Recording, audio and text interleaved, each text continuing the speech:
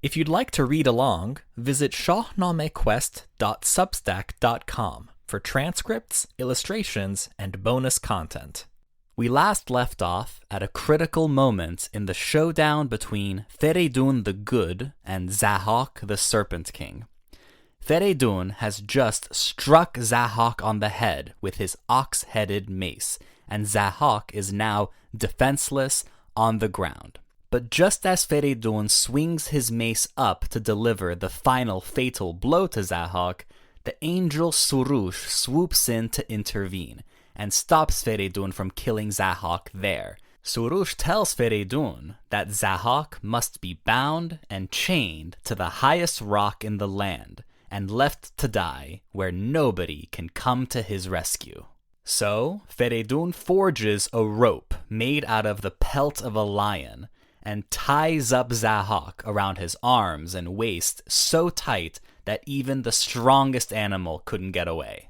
Then Fereydoun sits on Zahhak's throne and addresses the world, proclaiming that the war is over.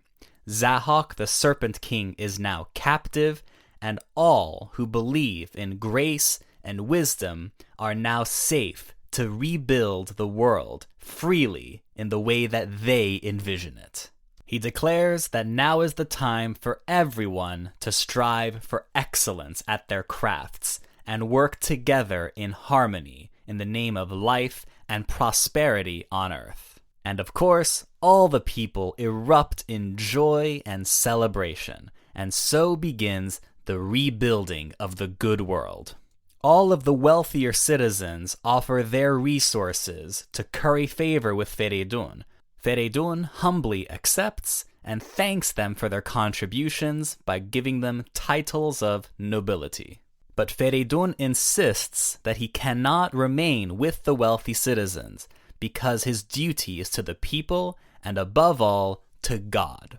In departing the company of the nobles, Fereydoun urges them to also follow the path of goodness and generosity, even in his absence, because the only reason Fereydoun was able to topple Zahhak in the first place was because God made it so. And the nobles, in turn, accept their responsibility to maintain goodness on earth. Then, Fereydoun goes out among the general public, where the people are still celebrating, but are now seeking vengeance against Zahhak for the deaths and destruction that he wrought upon the land. They cry out to Fereydoun, "Bring out the monster, bound and tied up, and let us see him." So Fereydoun obliges and orders his troops to fetch the captive Zahhak.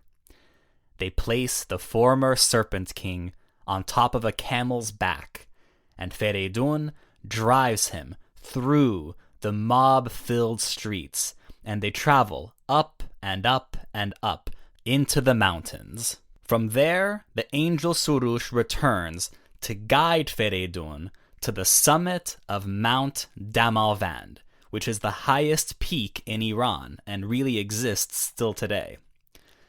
Upon reaching the rock at the summit of the mountain, engulfed with a dark fog and smoky clouds, Fereydoun carefully replaces the lion's rope that is binding up Zahhak with large, heavy chains. Then Fereydoun comes across a narrow gorge that's hidden from view and knows that this must be the location of where the prophecy said Zahhak must die. So Fereydoun studs the side of the cliff with giant nails. He drags Zahhak by his chains and hangs him onto the nails.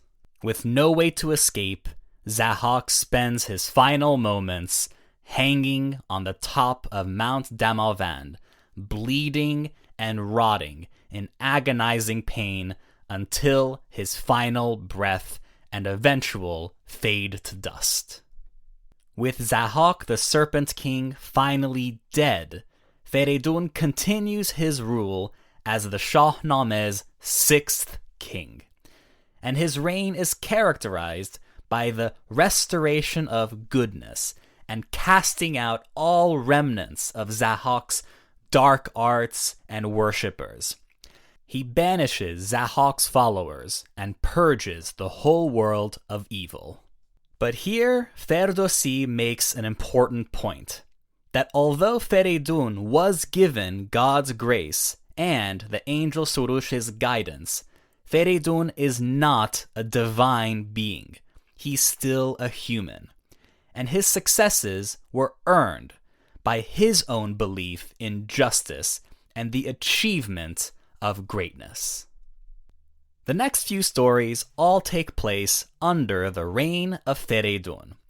And as I've said before, the events of the Shahnameh continue to complicate, and Fereydoun's long life will also endure its own share of tragedy and horror, even at the hands of his own children.